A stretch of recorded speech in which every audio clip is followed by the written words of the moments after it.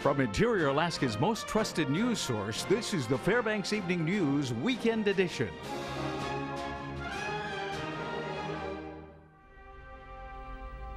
Good evening and welcome to our Saturday edition of the Fbx Evening News.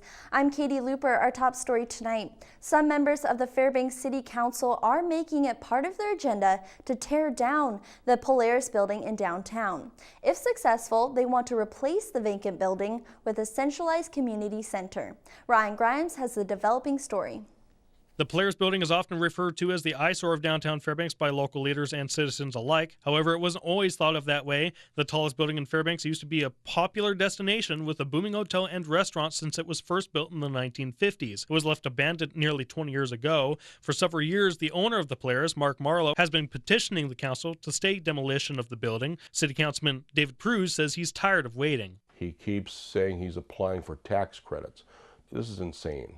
This has to stop. There's black mold coming up from the basement to the top to the middle floors, and there's green mold going from the top floor to the middle floors. Pruse adds that with help from U.S. Senators Lisa Murkowski and Dan Sullivan and Governor Bill Walker, the council will pursue federal funds to tear down the building. And it's going to take approximately $5 million to knock this down. You don't get to implode it. You have to bring it down floor by floor by floor, about a 4-month process. So the way I've explained it to the city council, it's a race.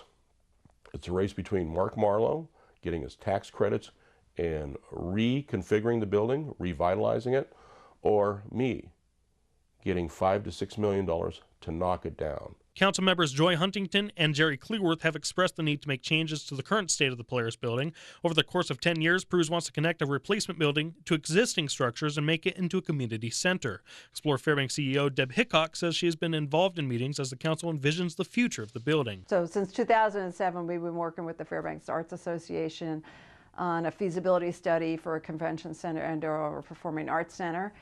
We have 4 locations identified, and the Polaris site is one of those 4 locations. They just can't say, here's $5 million, City of Fairbanks, knock this building down. We have to come under a budgeted item and have it approved. And so we're looking at urban redevelopment through HUD, urban revitalization. This is Ryan Grimes reporting. The Eastern Interior Alaska Subsistence Regional Advisory Council met in Fairbanks this week to discuss hunting and fishing on public lands. Monty Bowen has more. The Federal Subsistence Board has 10 regional advisory councils statewide, representing the people who depend on the fish and game resources in that area. Twice a year, the councils meet to discuss proposals from the public to change federal hunting and trapping regulations. The councils are probably the most important part of the whole federal subsistence program, so it's important to get their thoughts on it so that the board can make informed decisions when they move to either adopt or not adopt these proposals. Canada Chiefs Conference sponsored a College of Rural and Community Development Tribal Management class, helping rural hunters advocate for their traditional hunting and fishing rights. The class included an overview of the federal law giving preference to rural subsistence users. Gene Peltola Jr., Assistant Regional Director for the Office of Subsistence Management, gave a guest lecture about his personal experience growing up in Bethel, practicing subsistence fishing. He also explained how students can be part of the decision-making process by working with regional advisory councils. As part of the class, students attended and gave testimony at the Eastern and Western Interior Regional Advisory Council fall meetings. Basically, what we're doing is we're working with rural hunters, mostly Alaska Native hunters, and improving their skills to advocate on behalf of their own hunting and fishing rights, because they are dependent upon the resources versus someone from outside the area, outside the state maybe. The Office of Subsistence Management analyzes science, data, traditional knowledge, and public testimonies from the Advisory Council meeting. The information is the basis of their recommendations to the Federal Subsistence Board. We often refer to as a bottom-up program. Anybody can put in a proposal to make changes to federal hunting and trapping regulations. We have people from all over the state that sometimes put in proposals to make changes to these regulations. So it's a public-driven process. The Office of Subsistence Management provides no-cost assistance to individuals and organizations that need help drafting proposals and public testimony. Individuals can give their public testimony over the phone. The next Regional Advisory Council meeting will be held November 3rd through the 5th at the Galena Community Hall in Galena. This is Monty Bowen reporting. When we come back, the Fairbanks Drama Association opened their doors to the public for a tantalizing 1960s play called You Know I Can't Hear You When the Water's Running. We'll have the details. Also, hundreds of families gathered at Pioneer Park for the annual Trick or Treat Town. Those stories and more when we return. Stay with us. Welcome back. Yesterday was opening night for Fairbanks Drama Association's provocative 1960s play called You Know I Can't Hear You When the Water's Running. This play is one of the most successful and cutting-edge comedies in Broadway history. The play features 4 storylines and 4 different couples. Each scene discusses somewhat uncomfortable topics about human sexuality. The director, Bill Wright, believes the topics are still relevant today among different age groups. He chose this play because he thought it would be a great way to compare the past to the present and then have people see how far we've come. He believes it's an accurate reflection of human relationships and people might see themselves in the characters. You'll laugh, you maybe even cry, but you'll have some moments there that are truly human and you'll experience what it's like to be a human and relate to other people. It was just full of laughter and, real life experiences that, some of the publicity said, you'll find yourself in the play. And that's for sure. There were many times when I did that. If you don't find yourself in one of those situations, you have missed the whole play because you'll see yourself, you will see so much that you have experienced. Isn't that right? Oh, for sure. Performances will be running through November 8th. Friday and Saturday shows run at 7:30 and Sunday matinees are at 2. And the anticipation for Halloween has been building all October long, and today at Pioneer Park, it was all about kids, costumes, and candy. Friends of University West Park and the Fairbanks North Star Borough combined their creative minds to produce the largest Halloween event in Alaska. What makes Halloween magical for many is the excitement generated by locals who take the time to organize and decorate Trick or Treat Town. Trick-or-treaters navigated through Pioneer Park in Halloween costumes. After roaming the streets, families warmed up inside the Civic Center and kids could join in the family costume contest, play games, watch movies, or creep through a spooky maze. We talked to a few trick-or-treaters about their experience today. We would tell them we got candy and we went trick-or-treating and we got to do a maze and we got to take a picture with Baymax. A couple of my friends I won't need to tell because the girl that was over here with me is like my best friend, so. Right, so we're going to be part of the costume competition in a little bit, so we'll make our way over to the Civic Center after this. And so we were just walking through the little cabins and doing trick-or-treating and seeing who's out and about and seeing all the other kids dressed up. It's been a lot of fun. We're having a great time.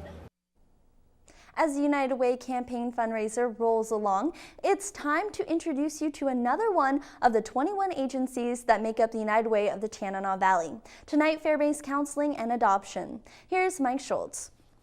The FCA was formed in 1978, and the mission of the agency is to provide services for family in the form of adoption and pregnancy counseling. They also do family supportive counseling, along with individual counseling. David Monroe is the executive director, and he says the United Way funding is critical to the needs of his agency. Oh, I don't think it's unfair to say that the United Way funding is critical. I think many people know that often these programs are funded by grants, but every grant comes with a matching requirement or comes with the requirement that you find more funds to run the program. So every year the United Way money has become more and more important to help us fulfill our core missions. What makes Dave so proud of what his people do and what his agency has done on achieving their goal? I guess I would have to say the thing I'm proudest of. If you were able to walk into the agency at any point and maybe be a shadow on the wall in one of our counseling sessions where really serious issues are taking place, you could probably really feel the level of caring and warmth that our staff brings to doing the work. I mean, we helped hundreds of homeless kids avoid hunger last year. We helped 15 new children find nice new families to move into and be part of and be loved and nurtured. We helped over 50 parents with nurturing parenting classes become better parents, and did all of it with just such a large level of caring. That's probably the thing I like most about the place. You can kind of feel it as you walk around. Finally, what does Dave feel is one of the most rewarding moments at FCA? One of the nicest moments I've had here is the day I walked in. I just stood in the hallway and you could hear laughter coming out of the offices.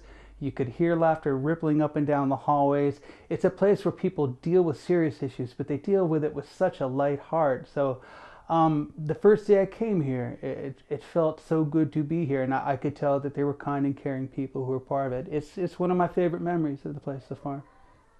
The United Way campaign is continuing up until the first part of next year, and they could use your donations now. Mike Schultz reporting. Mike Fussell has the evening off, but Joe Cook is here, and he's got all your local sports action after the break. Hello, Interior Sports fans. Joe Cook here, filling in for Mike Fussell this Saturday as we talk local weekend sports. Ice Dogs highlights are coming up, but first we have results from the GNAC Cross Country Championships. Today, the Alaska Natics competed for the GNAC title in Bellingham, Washington. This morning, the men's team placed 8th overall, and the women's team, they finished in 10th place. Dorothy O'Donnell was first for the UAF women with a time of 23 minutes, 24.8 seconds, which was 44th overall. Alex Eckert was the first man in for Alaska, time for 38th overall in 26 minutes, 49.8 seconds in the 8K race. Keegan Rankin was 40th, followed by Max Donaldson, who finished 43rd. UAA swept the GNAC championships. The women won their 6th title in 7 years, while the men continued their dominance with their 6th straight title. The NCAA regionals are November 7th in Oregon. Switching to high school sports, West Valley hosted their Red Goat Wrestling Tournament today. The first matches start at 9 a.m. and they'll continue into this evening with the finals. Fresh off of back-to-back football state championships, Allison's Caleb Dunrap, the Aurora Offensive Player of the Year, gets offensive on the mat and pins Lathrop's Andrew Mueller in his first round match in the 138-pound division. Tyreek Jones of Lathrop defeated Allison's Jonathan St. Andre in their 113-pound bout. West Valley, the host, they led all 7 interior teams with 73.5 points. Lathrop and North Pole made up the top 3 as far as these afternoon standings. Michael Bonner got some points for the pack as he defeated North Pole's Brandon Antesberger in the 182-pound duel. We'll have final results of the one-day tourney next week during the weekend recap. Early this afternoon, the Allison Ravens hosted the Valdez Buccaneers in a key Aurora Conference volleyball match. The Ravens are playing for conference seeding before the regional tournament on November 6th. Valdez swept the Ravens on Friday night, and the Bucks kept the brooms overnight. The Bucks took the first set 25-16. Allison showed some signs in the next 2 sets. Lexi Smith and Jordan Arnett made plays to bring Allison within 2 points, but Valdez had an answer for every Allison run, led by Messa Royer, who had 10-plus kills in the match. Valdez wins 25-13, 25-8 for the sweep. With the loss, the Ravens are now 3rd in the Aurora Conference with a 4-4 record. They are 5-9 overall. Friday night, the large school state football final took place in Anchorage as the Chugiak Mustangs took on the West Anchorage Eagles. West looking to avenge a regular season loss to Chugiak for the state crown, but the Mustangs, they were close for a half. The Eagles were up 7-0 at halftime, but they looked like a new team in the second half as they tack on 34 points. West Anchorage leaves no question in this one. They blow out Chugiak 41-0 to win the large school state title. It's their 3rd title in 5 years, and they get redemption after finishing 2nd in 2014. Chugiak, the runner-up, will join the Rail Belt Conference next season. The Fairbanks Ice Dogs welcomed the Ashton Rebels into the Big Dipper for Game 1 of their series last night. The Rebels used to be Rio Grande, which used to be the Wenatchee Wild. And we know about that rivalry. The Ice Dogs struck first as Logan Coombs finds Reiner Gorowski for the quick tap one-timer to break the seal on this game at the 11:25 mark. 6 minutes later, Caden Cahill buries one from the left circle after the Reggie Lutz assist. 2-0 Ice Dogs after one. Things got physical in the second period, but Fairbanks toughed it out and got a power play goal courtesy of Todd Burgess. He would net his second goal of the game in the third period to give Fairbanks a 4-0 lead. The Rebels, they took issue to that, initiated 3 fights in the third period. The home crowd, they loved all that action, and the Dogs proved they can be just as physical as the Rebels. The Ice Dogs roll with a 5-0 win. Gavin Nieto earned his first home shutout with 30 saves, his second of the year. I felt good tonight, but like you said, my D made it really easy. They were allowing me to see shots and cleared some juicy rebounds that I left, so all the credit goes to them. I just stopped the first shot and they took care of me from there. Yeah, I mean, they're a new team and they're definitely a physical team. We got to match that and still play our game as well, and I think we did that tonight. I think our D did a pretty admirable job. There are times where they're putting on an island. They didn't have support from our forwards, and then when they did make mistakes, Nieto was there to bail them out. And the 2015 World Series is now set. The Kansas City Royals and Toronto Blue Jays battled in Game 6 of the ALCS on Friday night for the right to play the New York Mets. This game was close throughout. The Blue Jays were powered by Jose Bautista's 2 clutch home runs. Joey Bats, his second homer, was a 2-run shot that tied the game at 3-3 in the 8th inning as he goes yard. But Lorenzo Cain of the Royals made the play of the game. Eric Hosmer ripped a single down the right field line, and Cain blazed a trail from first base all the way to home plate for the go-ahead run in the 8th inning. The Royals win 4-3. Kansas City makes back-to-back World Series appearances for the first time in franchise history. The Royals will host the Mets in Game 1 of the World Series this Tuesday night at 8 p.m. And that'll do it for sports tonight. Weather is next with Katie Looper. And as always, we'll catch you next time. Welcome back to our Saturday edition. So as you can see, Joe Cook's sitting in for Mike Fussell, but I saw lots of kids out there today in Halloween costumes, and I was wondering, Joe, do you got anything planned? What are you going to be? I'm not too much of a costume guy. I know in the past some people have seen me like dress up as Michael Jackson and stuff, but yeah, I'm more of a candy guy when it comes to Halloween. So what's your favorite Halloween candy? I'd say Reese's. Good what choice. about yours, Joe? That's mine too. Like No that's way. the first thing. That's the first thing that goes. I'm going through the bag and like, where's it at? You know? Oh yeah, I sort all my candy. All right, well, let's take a look at the weather for today. We had a normal high today of 25, today's low of 10. Our record high got up to 56 in 1938, and quite the difference 3 years earlier, negative 22 in 1935. Our sun rose at 9:13 this morning and sets at 5:58 this evening. Our daylight equals 8 hours and 45 minutes altogether, giving us a loss of 7 minutes from yesterday. Now around the state today, partly sunny skies in Juneau and Ketchikan, temperatures around the mid-40s. Same with Anchorage, yet cloudy skies for them. Rain showers in Kodiak at 50. As we look over to the west, Nome has got partly sunny skies, temperatures around 35 for them. Cloudy in Barrow at 25, and in the Fairbanks interior area, temperatures around 35 degrees. All right, now for our lower 48 weather, we can see rain showers in Seattle and temperatures around 60 degrees for them. Yet in Vegas, it's 81 with sunny skies. As we look over to the east, rain showers in Dallas and New Orleans, temperatures at 83 in New Orleans, and rain showers in Miami. As we look up north, we can see New York sunny at 55 degrees. For next week, we can expect snow in the northwest and cooler temperatures as we move on down south, mild and dry temperatures as we move east, and rain showers in the deep south, warm temperatures in the Florida area and chilly up north. All right, back in Alaska, mostly cloudy in Barrow and Fort Yukon, rain and snow for Nome, and temperatures in the 20s for Barrow and Fort Yukon and 37 in Nome. For the interior area, flurries for Fairbanks and Healy, and cloudy skies in Delta, temperatures all in the upper 30s. Now on our southeast part, mostly cloudy across the region and temperatures around 50 for Juneau and Ketchikan. And on our west side of the state, rain in Cold Bay, cloudy skies in Kodiak and Bethel, temperatures in the upper 40s for Cold Bay and Kodiak, and 43 in Bethel. Lastly, for our south central region, mostly cloudy and temperatures all in the mid 40s. All right, for tonight's forecast, 23 degrees, mostly cloudy skies, and for tomorrow we can expect temperatures around 40 degrees, mostly cloudy with a chance of flurries. And for our extended outlook, 35 pretty much all week, and temperatures between 20 and 30 at night. So we can hope for good temperatures on Halloween, and I mean, as it's going now, there's not very much snow. Yeah, like Mike Schultz has been saying all week, we've been above normal for this time of year, 35, 20s at night, and I'll take it. I believe it. I mean, I remember trick-or-treating as a kid, and it'd be like 20 below and this much snow. That's no good. Yeah. I wonder what a frozen Reese's tastes like, though. I might want to try that. Ooh, that sounds good.